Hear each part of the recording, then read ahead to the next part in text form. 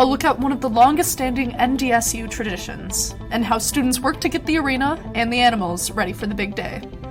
The revolutionary new technology that students across the country have begun to utilize, and why using it to cheat may not be the best idea. And Jacob Morgan has another edition of Bison on the Street. Good evening and welcome to the Bison Information Network. I'm Logan Gennerberg. And I'm Lydia Lafine. We have plenty of news to cover tonight, so don't go away.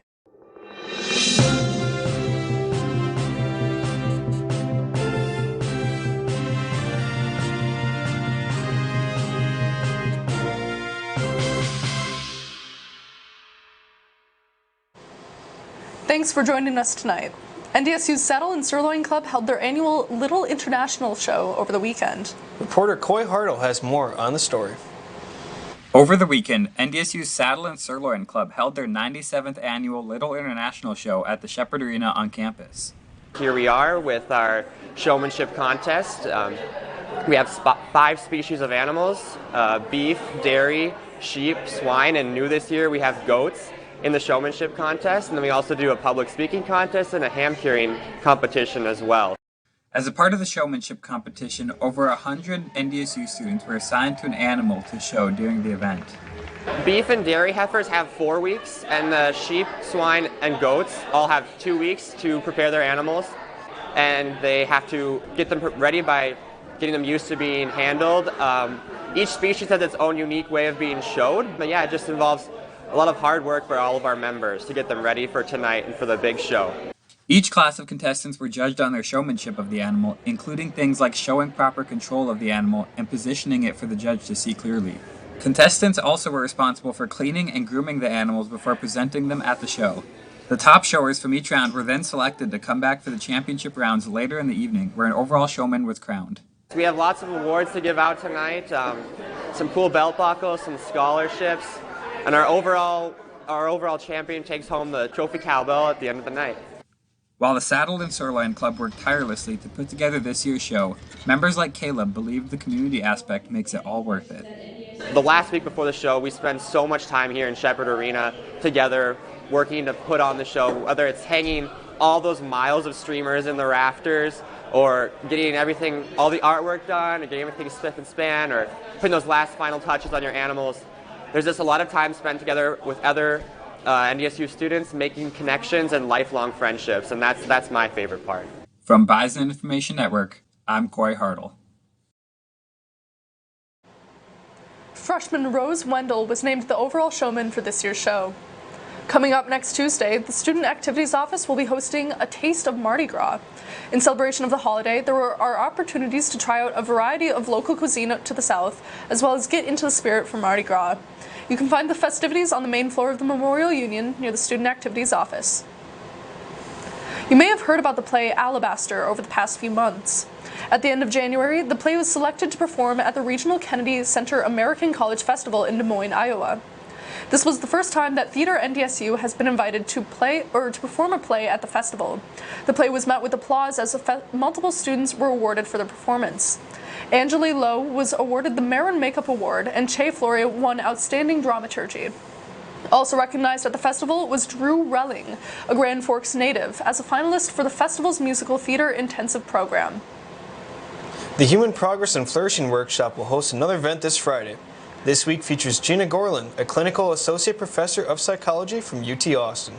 Dr. Gorlin will discuss how one can build themselves into a great entrepreneur, innovator, or just the best version of themselves through creating a builder mindset, along with the virtues and habits that support it. The event will be hosted at 10 a.m. in the Beckwith Recital Hall. If you are unable to attend in person, there will also be a Zoom option available.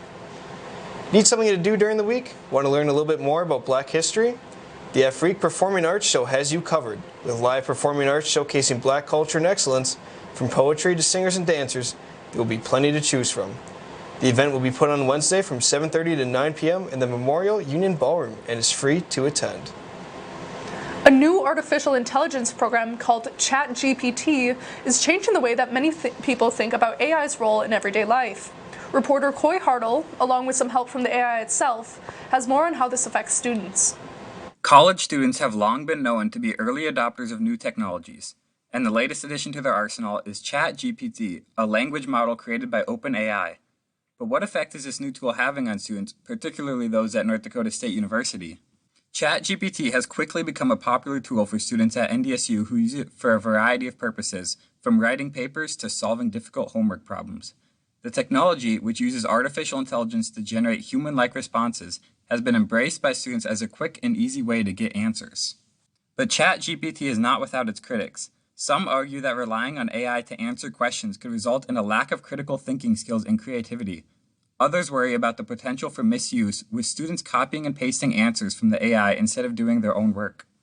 While the impact of ChatGPT on college students remains to be seen, it's clear that this technology is changing the way students at NDSU and beyond are learning and solving problems. Whether this is a good or bad thing remains to be seen, but one thing is certain: ChatGPT is here to stay.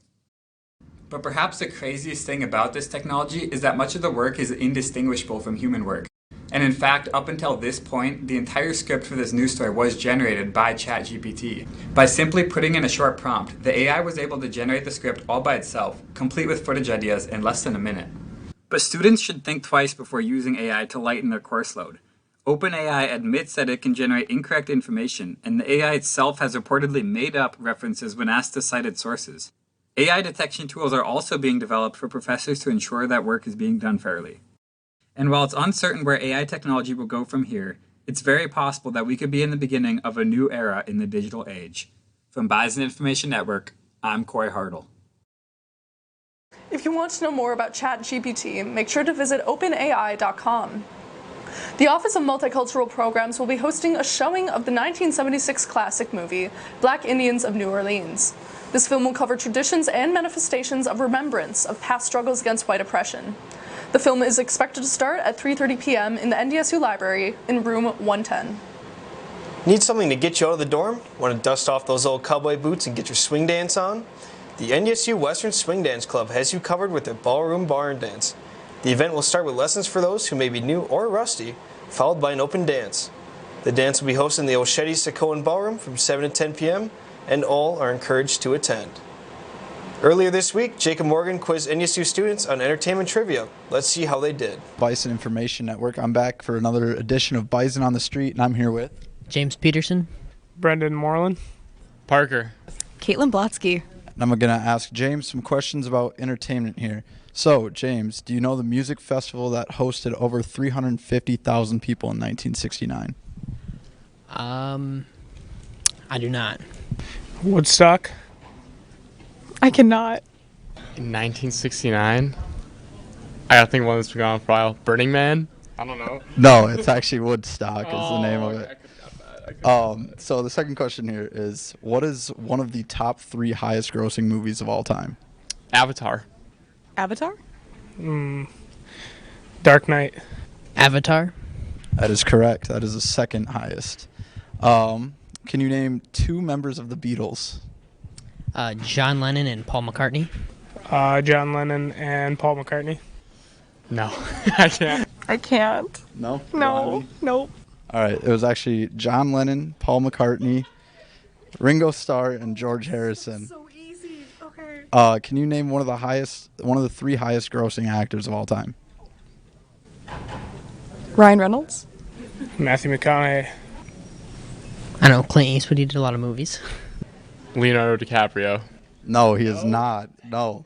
And then your last one, this one's kind of a layup, but what is the name of the superstar music artist who wrote the albums Off the Wall, Bad, and Thriller? Michael Jackson. Michael Jackson. Michael Jackson. Is it Michael Jackson? Michael Jackson. Okay. Jacob. Feed My Starving Children was in the Fargo-Moorhead area for their annual Fargo Pack. This year, they exceeded their goal of having 2 million meals packed by over 100,000. With meals packed, Feed My Starving Children will be able to feed nearly 6,000 kids for 1 year.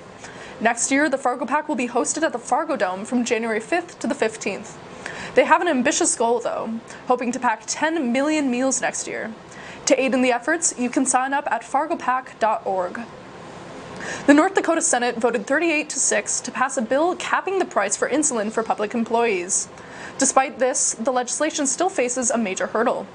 The bill was amended so that the price cap, currently proposed to be $25, only applies to the residents covered by the North Dakota Public Employee Retirement System. A similar bill was shot down by the Senate in 2021, which leaves many to believe that this bill is headed for another defeat. If the bill becomes law, those covered by the retirement system would have to wait until 2025 for the price cap to extend to all qualifying insured North Dakotans. Valentine's Day always reminds us to show warmth, affection, and love for those who are closest to us in our lives. However, this year, the weather did not feel the same way. The romance was nowhere to be found for those trapped in their vehicles near Fargo-Moorhead late on Tuesday night, as the billowing snow and fierce winds trapped nearly 300 vehicles for hours, prompting Minnesota Governor Tim Walz to activate the Minnesota National Guard Wednesday morning to help provide some emergency relief.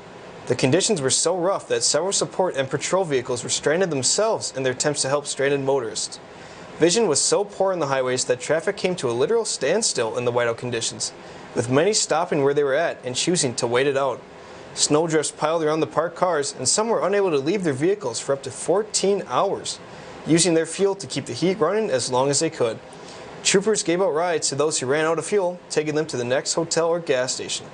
Amazingly, no one was hurt in any crashes and no injuries were suffered from the extreme cold. For all those who were stuck, it was a Valentine's Day to remember, and one that they hope they never have to experience again. The North Dakota House of Representatives has advanced two impactful bills that prohibit trans women from participating in women's sports. House Bills 1249 and 1489 are effectively the same bill, with one applying to high schools and the other to higher education institutions.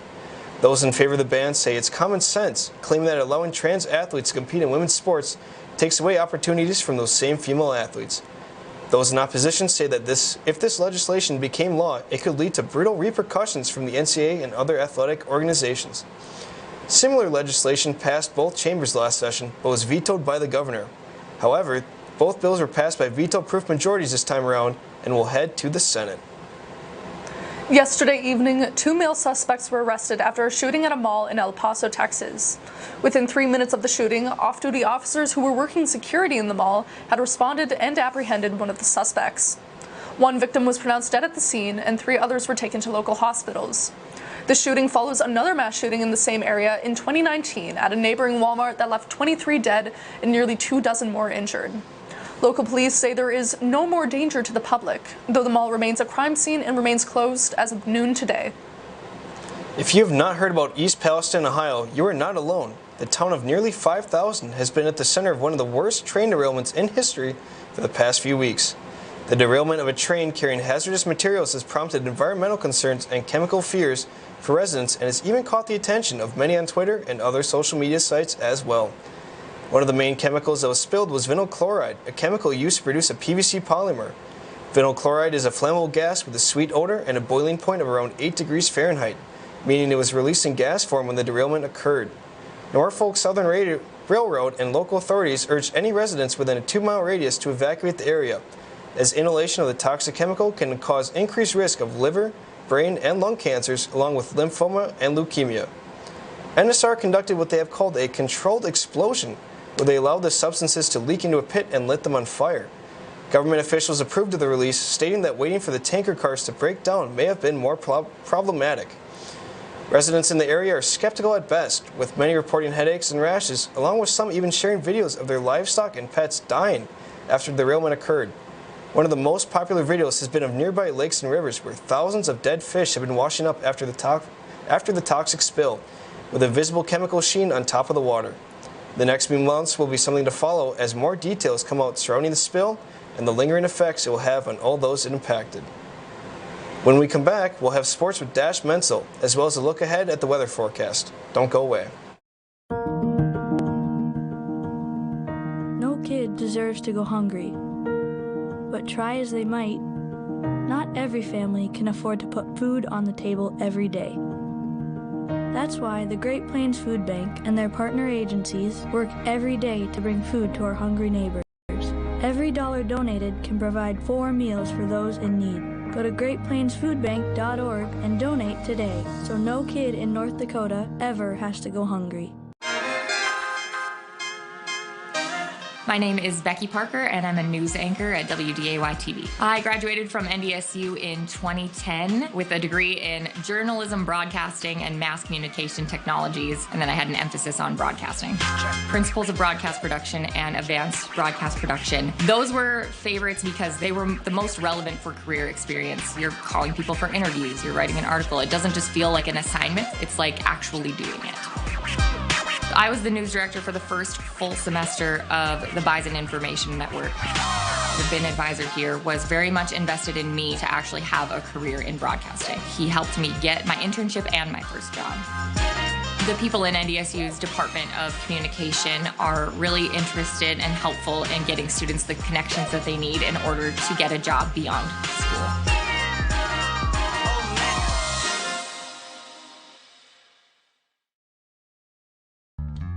The NDSU Bookstore, where every true fan and alum goes to get their pride on.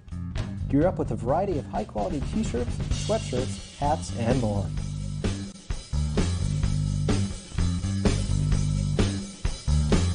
Made by top-of-the-line brands like Under Armour, Nike, and CI Sport to help you show off your Bison pride. The NDSU Bookstore has everything you need in your two favorite colors, green and gold.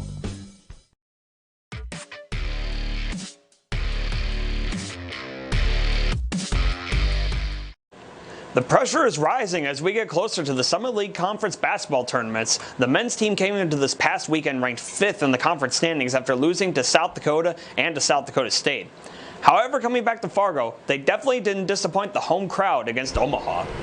The Bison started the game off strong on both sides of the ball. On defense, they only allowed 17 points in the first half. This helped them get up to a 30-point lead at halftime, and they never looked back. All 5 starters scored at least 12 points, and the Bison shot almost 52% from the field, which helped them cruise to an 84-58 victory. Grant Nelson led the way with a double-double of 19 points, 13 rebounds, and 5 assists. Andrew Morgan had 16 points, 6 rebounds, and 3 assists, and Tajavis Miller had 13 points, 7 rebounds, and 2 assists. Things would be a little tougher on Saturday against the Denver Pioneers. The Bison started off slow in the first half, shooting only 36% from the field and only going 2 for 9 on 3-point attempts, which led to a 2-point deficit at halftime. Then the Bison switch turned on in the second half behind a strong performance from Bowden Scumberg. The Bison had 55% accuracy from the field in the second half, which led to a 78-70 victory. This win leaps the Bison from 5th to 3rd in the conference standings with only 4 games left in the regular season. Bowden Scumberg had a career day with 30 points, 7 rebounds, and 2 assists. Grant Nelson had his second double-double in a row with 13 points, 11 rebounds, and 8 assists, and Damari Wheeler-Thomas had 13 points, 1 rebound, and 1 assist. The men are back in action tonight on the road against the Kansas City Roos. The game starts at 7 p.m., and you can listen to the game on 107.9 The Fox. The women's basketball team is trying to recover from losing 3 of their last 5 games, and the recovery did not go well last Thursday in Omaha. The Bison fell behind early and were never able to catch up. The team was down by 5 at halftime and fell behind by 12 at the end of the third quarter.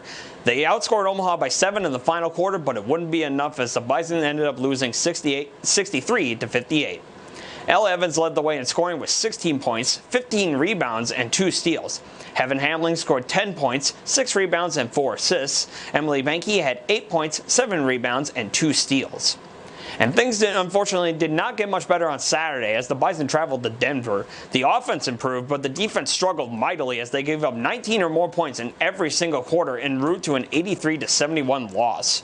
Heaven Hamling had 14 points, 4 rebounds, and 3 assists. Abby Graham had 12 points, 5 rebounds, and an assist. And Christina Ekofo-Yomain had 10 points and 6 rebounds. The women's team fell from 2nd to 3rd in the conference standings after this past weekend. And they look to get out of this slump as they host Kansas City tonight at 7 p.m. You can watch the game on WDAY Extra or ESPN+. The men's and women's track and field teams traveled to 2 different locations this past weekend, the SDSU Indoor Classic in Brookings, South Dakota, and the Music City Challenge in Nashville, Tennessee.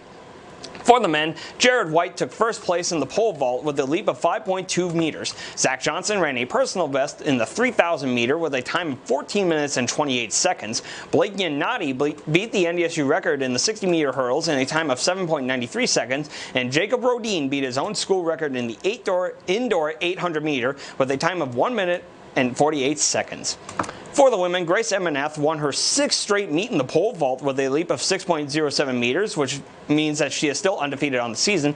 Kalisa Houston won the 5,000 meter with a time of 16 minutes and 48 seconds. Kendra Kelly broke the school record in the 60 meter dash with a time of 7.48 seconds, and Teresa Bollebrook took first in the 60 meter hurdles in 8.33 seconds. Both teams will be back in action this Saturday as they compete in the UND Open in Grand Forks. Competition starts at 11 a.m. Wrestling is continuing their strong season with an impressive victory over the Oklahoma at home for their team's 7th straight victory. NDSU started off by scoring the first 9 points and never looked back in a 21-12 victory. The Bison have one more regular season game before the Big 12 Championships, and they will host South Dakota State this Sunday at 2 p.m. You can watch the match on WDAY Extra. Softball season has begun, and they began their season with 10 games in Mexico for the Puerto Vallarta College Challenge. They won their first game last Friday against California Baptist 4-0. Carly Gochias had 2 hits, one of them being a 2-run home run in the 5th inning. They would lose their next game on Saturday 10-1 against BYU in 5 innings, but on Sunday they had a better showing against 24th ranked Oregon, but it wouldn't be enough for the win as the Ducks had a 2-run homer in the bottom of the 6th for a 4-3 Oregon victory. Kaylee Moore had 3 hits and 1 RBI. Later that afternoon, the Bison would also lose 4-2 to Maryland, even after getting 2 runs in the 6th inning. Rihanna Rudd had 2 hits, one of them being the 2 RBI double in the 6th inning that cut the deficit to 2. The Bison would then play a doubleheader against Ole Miss on Monday. The Rebels took the first game 8-0. Things were better in the second game as the Bison took a 3-0 lead in the 5th inning, but Ole Miss would roar back and win the game 5-3. Angelique Aguilar-Bocage had 2 hits, one of them being a 2 RBI single in the 5th inning. The Bison still have 3 more games in the challenge, the first one being against Southern Illinois at 10 a.m. tomorrow. Baseball will also be starting soon. They start their season in Sacramento, California to play a 4-game series against Sacramento State. Their first game will start tomorrow evening at 6 p.m. You can watch that game as well as both games on Sunday on ESPN+. Well, that's all for sports. Now over to Coy Hartle with the weather. Coy, the blizzard we had a couple of days ago was certainly something, and it dropped the temperatures a little bit. Will things get a little bit calmer this week? Yeah, Wednesday night was some rough conditions, and they did end up canceling school as well. However, it shouldn't be as bad going into this next week, but we will see some colder temperatures. Taking a look at the current conditions, as you can see right now, we are seeing temperatures coming to us at 5 degrees, and then that wind chill does drop that down to -6 miles per hour. And then we are seeing winds out of the south right now at about 6 miles per hour. Taking a look at the hour by hour for the rest of the night, as you can see, clear and mostly clear skies as we go into early tomorrow morning, and temperatures below 0 for much of that. However, as we get into early tomorrow morning, we are seeing temperatures rise up into those low single digits. Taking a look at the skycast this morning, sun rose at 7:29 a.m., sun set at 5:53 p.m., gave us about 10 hours and 24 minutes of daylight there. And then we are currently in the waning crescent phase, and then we do have a new moon coming up in just a couple nights, so that's some pretty good stargazing conditions there if that's something that you're interested in. Taking a look at today's almanac, today's high was 8 degrees, and we have a low of -5. And then we're kind of close to average of a high of 23 and a low of 4. However, the record high was set back in 1981 at 53 and a low of -34 in 1936. Taking a look at what's going on across the country as well, we are seeing temperatures in the single digits for North Dakota and Minnesota there, and that's about as cold as we're going to get across most of the country. Besides the Wyoming and Colorado areas there for the Rockies, we are seeing a little bit of single digits there, but besides that, North Dakota is going to be about as cold as it gets for the next couple days. Taking a look at the rain and snow forecast, not a whole lot to worry about in the Midwest besides the Great Lakes area. They're getting a little bit of snow there, and besides that, we are seeing a big rain system moving in through the eastern side of the country, and that will turn into snow as we get up into the northeast corner of the country into the Maine area. Taking a look at the 7-day forecast, kicking it off with the weekend, we are seeing really good temperatures going into the weekend. It won't be too cold. Temperatures reaching almost 30 degrees for Friday and Saturday, and then it does drop down just a bit on Sunday to a high of 27. Then taking a look at what's going on into the next week as we head into that holiday weekend, finish it off. We don't have school on Monday, but temperatures will climb up to 35 degrees. However, it will drop off on Tuesday as it drops down to 20 degrees, and that continues to drop down going further on as Wednesday has a high of 5 and a low of -6, and then it will climb up just a bit on Thursday. We do also have a chance of 1 to 3 inches of snow then, but we do have a high of 13 and a low of -2. We also got a picture sent in to us this week from Jeff in Hawley, Minnesota. Got a cool picture here of some deer just hanging out in a little play plan for the grandkids, so that's always neat to see. If any of you watching at home see any interesting weather in your area, then be sure to snap a photo or grab a video and send it our way. You can submit them online on our website and we'll get them featured on our show. We'd love to see them here in the studio. Well, that's all I have for this week's weather forecast. Back to you at the desk, Dash. Yeah, those deer, it seems like they're trying to keep out of the cold right now since that cold weather seems to be coming back a little bit. Oh yeah, and with that cold weather coming up, they'll definitely need it. Yeah, I mean, we're still in the middle of February, so it's going to be a while before we see that warm weather once again. Oh yeah. This has been Bison Information Network News. Thank you all for watching, and we will see you all next week.